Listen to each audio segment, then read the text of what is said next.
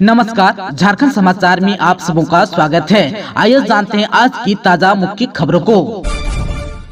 भारत और England match में बारिश डाल सकती है खलल, झारखंड में कल से बदलेगा मौसम। पिछले 24 घंटे में झारखंड की राजधानी रांची में अच्छी खासी धूप देखी गई। मौसम शुष्क एवं ड्राई रहा, लेकिन अगले 24 घंटे में एक बार फिर मौसम का मिजाज बदलने वाला है। इसका असर रांची के जेसीए स्टेडियम में होने वाला भारत इंग्लैंड टेस्ट मैच पर भी देखा जा सकता है। फैंस को मायूसी हाथ लग सकती है। रांची मौसम केंद्र के मौसम वैज्ञानिक अभिषेक आनंद ने बताया कि पश्चिमी विक्षोभ के कारण मौसम का मिजाज बदलने वाला है। झारखंड के कुछ जिलों में हल्के मध्यम दर्जे की बारिश दर्ज की जाएगी। यह बारिश 21 से 24 फरवरी तक होने की संभावना है। वहीं 23 फरवरी को भारत और इंग्लैंड टेस्ट मैच के बीच हल्की बारिश हो सकती है। आंशिक बादल भी छाए रह सकते हैं। मौसम केंद्र के अनुसार आज 20 फरवरी यानी कि आज पूरे राज्य में शुष्क एवं ड्राई मौसम रहेगा।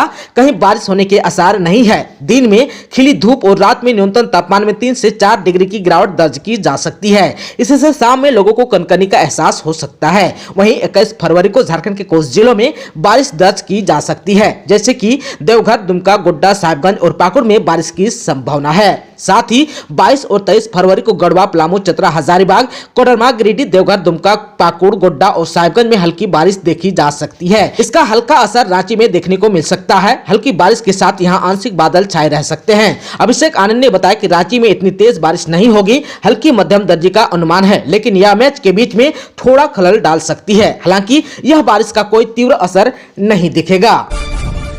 दंपति की हत्या के बाद घर में ही छिप गया आरोपी हुआ गिरफ्तार।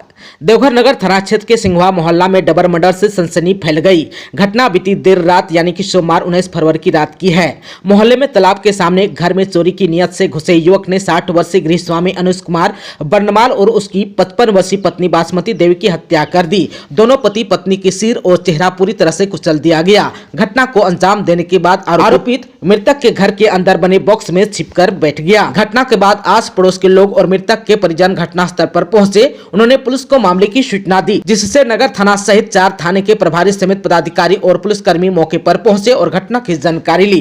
पुलिस ने घर के अंदर बॉक्स में छिपकर बैठे आरोपी को गिरफ्तार कर लिया। मुख्यमंत्री आज गिरिडीह में लाभुकों को मिलेगी सौगात। धनबाद के 8,973 लाभुकों को देंगे आबुआ आवास का स्वीकृति पत्र। राज्य के सभी लोगों को पक्का घर उपलब्ध कराने के लिए झारखंड सरकार द्वारा शुरू की गई आबुआ आवास योजना के तहत चालू वित्तीय वर्ष 2023-24 के दौरान धनबाद जिला के 8,973 आवेदकों को ही लाभ मिलेगा, यानी कि लगभग 7% आवेदकों को ही इस महत्वाकांक्षी योजना का लाभ मिलेगा। मुख्यमंत्री चंपई सोरेन 20 फरवरी को यानी कि आज गिरिडीह में आयोजित होने वाले कार्यक्रम में यहाँ के लाभुकों को स्वीकृति पत्र सौंपेंगे। आप सबको बता दूं कि धनबाद सहित पूरे झारखंड में पीएम आवास योजना के तहत नए आवास स्वीकृति नहीं हो रहे हैं। तकनीकी कारणों से इसमें परेशानी आ रही है। आबुआ आवास की घोषणा के बाद इसके लिए फॉर्म भरने वालों की कतार लग गई है। हर पंचायत में इसके लिए मुखिया और पंचायत सेवक पर दबाव बढ़ा हुआ है। लगभग सभी प्रखंडों में मुखिया संगठनों का आंदोलन भी चल रहा है। सभी क्षेत्रों में आवास दिलाने के नाम पर बिचौलिया भी हावी है। हेमंत सरकार पार्ट 2 ने पीएम आवास योजना की तर्ज पर यहाँ आबुआ आवास योजना शुरू करने की घोषणा की। इसके तहत वैसे लोग जिनके पास पक्का मकान नहीं है उन्हीं से आवेदन मांगा गया था। धनबाद जिला में 1.47 लाख से अधिक लोगों ने आबुआ आवास योजना के तहत आवेदन दिया। इन लाभुकों में से पहले चरण में 8,973 का चयन किया गया है। इन सबको गिरिडीह में आज मंगलवार को होने वाले कार्यक्रम में स्वीकृति पत्र दिया जाएगा, जबकि शेष को अभी इंतजार करना होगा। इस योजना के तहत प्रत्येक लाभुक को 2 लाख रुपया किस्त में मिलेगी। पहले किस्त में 30,000 रुपए दिए जाएंगे।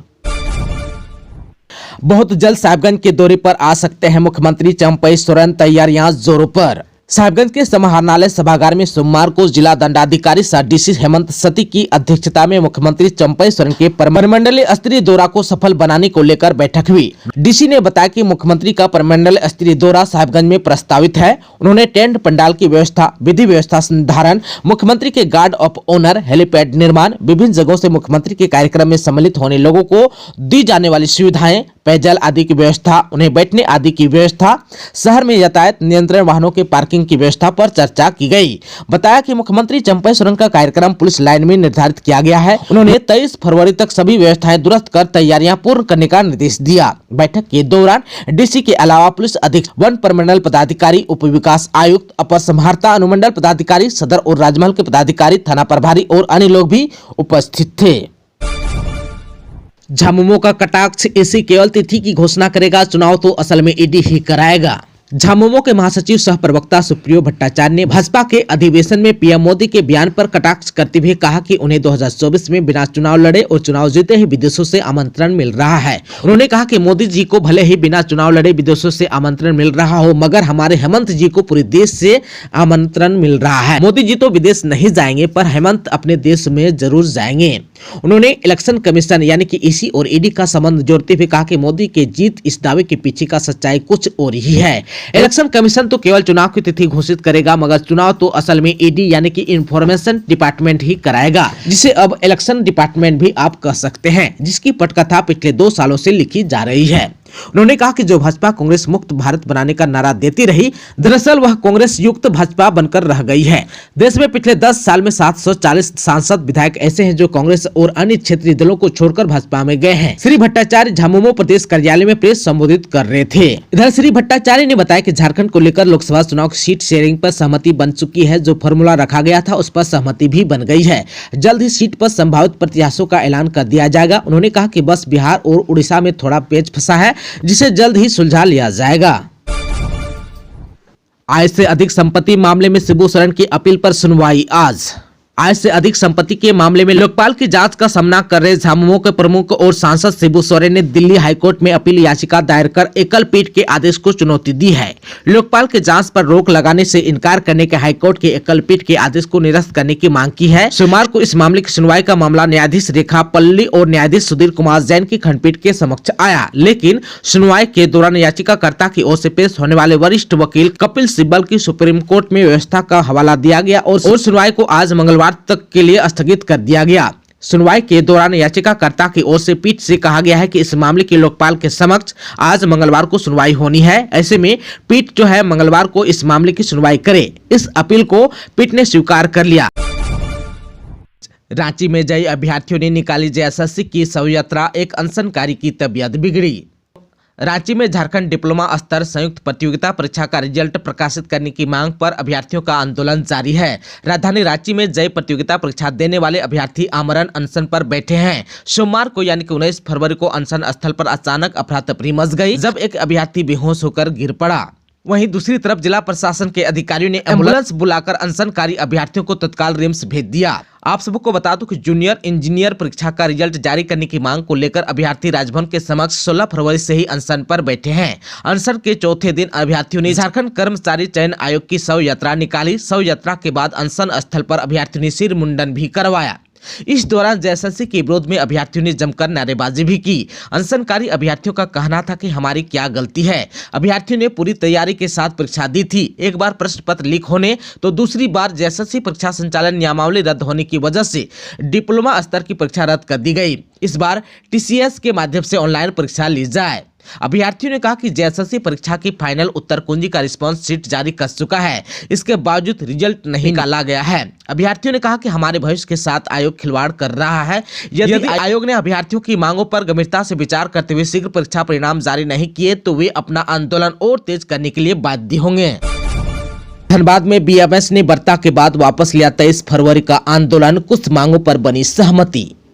भारतीय मजदूर संघ के संबंध अखिल भारतीय खदान मजदूर संघ और कोल इंडिया प्रबंधन के बीच कोलकाता स्थित मुख्यालय में वार्ता हुई। आप सबको बता दें कि अखिल भारतीय खदान मजदूर संघ ने कोल इंडिया प्रबंधन को 18 बिंदुओं से संबंधित मांग पत्र सौंपते हुए 23 फरवरी को कोल इंडिया मुख्यालय पर धरना प्रदर्शन की घोषणा की, परंतु प्रबंधन से हुई सकारात्मक वार्ता के बाद संघ ने धरना प्रदर्शन स्थगित कर दी। वार्ता में कोल इंडिया चेयरमैन पीएम प्रसाद, तकनीकी सचिव आलोक ललित कुमार, जेएमपी गौतम बनर्जी, डीपी के तकनीकी सचिव अजीत पुनात्रा, क्रमिक प्रबंधक रोहित कुमार पांडे आदि उपस्थित थे। जबकि यूनियन की ओर से अखिल भारतीय खदान मजदूर संघ के अध्यक्ष टिकेश्वर सिंह राठौर, महामंत्री सुधीर घुड़ेडे आदि लोग मौजूद थे। 3 दिन से झारखंड के नाराज कांग्रेस के विधायक दिल्ली में अलाकमान नहीं दे रहा है समय। कांग्रेस के 8 नाराज विधायक पिछले 3 दिनों में पार्टी आलाकमान से नहीं मिल पाई है। मंत्रिमंडल बंटवारे से नाराज विधायक शनिवार की देर शाम रांची छोड़कर हवाई जहाज से दिल्ली चले गए। विधायकों ने कहा था कि वह अपनी बातें केंद्रीय नेतृत्व के पास रखेंगे। नाराज विधायक पार्टी के राष्ट्रीय अध्यक्ष मल्लिकार्जुन खड़गे और महासचिव केशव वेणुगोपाल से मिलना चाहते थे, लेकिन सूचना के मुताबिक विधायकों को अब तक समय नहीं मिल पाया है। दिल्ली दरबार कांग्रेस के नाराज विधायकों को भाव नहीं दे रहा है। इधर दिल्ली पहुंचकर विधायकों ने एक रिसोर्ट में डेरा जमाया हुआ था। सोमवार को विधायकों ने रिसोर्ट भी छोड़ दिया है। प्रदेश के नेताओं से भी दूरी अब बना ली है। इधर प्रदेश नेतृत्व भी विधायकों के नए ठिकानों का पता लगाने में जुटा हुआ है। किसानों ने 21 फरवरी को दिल्ली कूच का किया ऐलान, केंद्र सरकार के खिलाफ खोला मोर्चा। एमएसपी की गारंटी देने वाले कानून की मांग पर अड़े हजारों किसानों ने केंद्र सरकार के प्रस्ताव को एक बार फिर से खारिज कर दिया और 21 फरवरी को दिल्ली कूच का ऐलान कर दिया है। किसान नेता सरवन सिंह पंडेर ने सोमवार को शंभू बॉर्डर पर प्रदर्शन कर रहे किसानों के साथ बैठक की। बैठक के बाद उन्होंने साफ कर दिया कि केंद्र सरकार ने एमएसपी को लेकर जो प्रस्ताव चौथी वार्ता में दिया उसे किसान मानने वाले नहीं है। कोल कंपनी के लिए सर्वे करने पहुंची टीम को शिकारीपाड़ा के ग्रामीणों ने 5 घंटे तक रोका। कोल कंपनी के लिए सर्वे करने दुमका जिला के शिकारीपाड़ा प्रखंड में पहुंची टीम को ग्रामीणों ने 5 घंटे तक बंधक बनाकर रखा। ये सभी लोग कोल ब्लॉक वाले क्षेत्र गंधर्वपुर एवं पंचवाहिनी में सोमवार यानी 19 फरवरी को कोल कंपनी की तरफ से सर्वे करने पहुंचे थे। सर्वे करने आई टीम ने जब यह लिख कर दिया कि वे बगैर ग्राम सभा की अनुमति के गांव में प्रवेश नहीं करेंगे, तब सर्वे टीम के सदस्यों को छोड़ा गया। हालांकि उन लोगों के साथ ग्रामीणों ने किसी प्रकार की कोई ज्यादती नहीं की, न ही सर्वे के सामग्री को किसी ने नुकसान पहुंचाया। सर्वे करने गई फ्लाईओवर्स प्राइवेट लिमिटेड कंपनी के सदस्य उज्जवल कुमार सिंह द्वारा लिखित दिए गए कागजात के अनुसार वे लोग कोल कंपनी के निर्देश पर सोमवार को गंधर्वपुर और पंचवाहिनी में रोड, घर, मंदिर, स्कूल आदि का सर्वे करने पहुंचे थे। सामान निकालकर काम करना शुरू ही किया था कि ग्राम प्रधान के नेतृत्व में काफी संख्या में ग्रामीण वहां पहुंच गए। ग्रामीणों ने उनसे ग्राम सभा की अनुमति के बगैर काम करने के संबंध में पूछा। उन्होंने कहा कि वे कंपनी के आदेश से सर्वे करने के लिए आए हैं, तो ग्रामीण आक्रोशित हो गए। भीड़ ने कंपनी के लोगों को घेर लिया और करीब 5 घंटे तक ग्रामीणों ने इन्हें घेर रखा। देवघर में त्रिकूट रोपवे हादसा की आई रिपोर्ट, कहा रेयरेस्ट ऑफ रेयर थी घटना।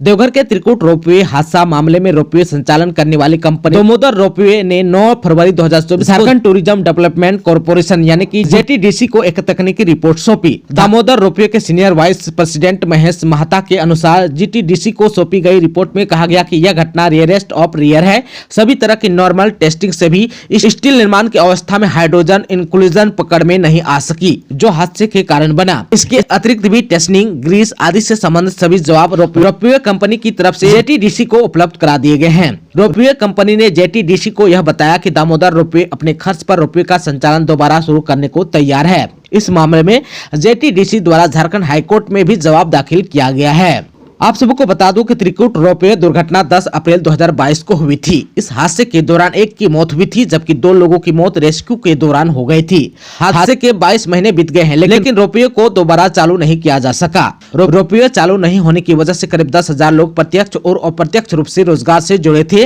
रोपवे बंद रहने से त्रिकूट आने वाले पर्यटकों की संख्या भी 75% घट गई है।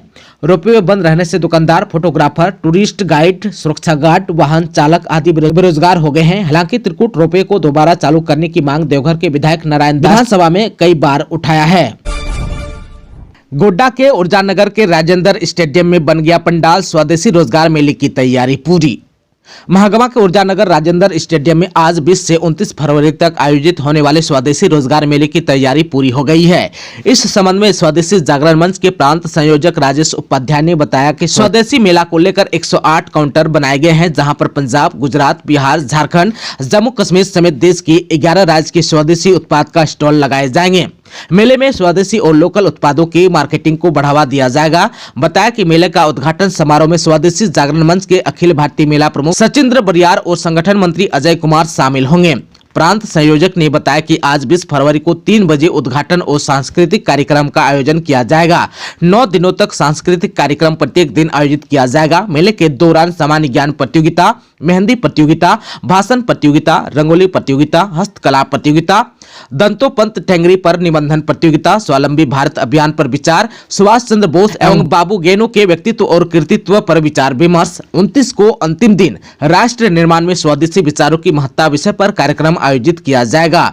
कार्यक्रम को लेकर क्षेत्र में प्रचार प्रसार का कार्यक्रम तेज हो गया है। स्टेडियम परिसर में भव्य काउंटर और पंडाल का निर्माण कराया गया है। स्वदेशी मेला के आयोजन को लेकर स्वदेशी जागरण मंच के अलावा आरएसएस के सभी अनुषंगिक संगठनों के लोग सक्रिय सहयोग कर रहे हैं। मुख्य निर्वाचन आयुक्त ने दिया झारखंड में सुरक्षा सख्त करने का निर्देश। लोकसभा चुनाव 2024 की तैयारी का जायजा लेने सोमवार को पटना पहुंचे मुख्य निर्वाचन आयुक्त राजीव कुमार ने झारखंड के अधिकारियों के साथ चुनाव को लेकर समीक्षा की। बैठक में झारखंड के मुख्य निर्वाचन पदाधिकारी के रवि कुमार और आईजी सह पुलिस नोडल पदाधिकारी अमोल वेणुकांत होमकर शामिल हुए। मुख्य निर्वाचन आयुक्त राजीव कुमार ने झारखंड में होने वाले लोकसभा चुनाव को लेकर दोनों पदाधिकारियों को मतदान को लेकर सुरक्षा के सख्त इंतजाम करने को कहा।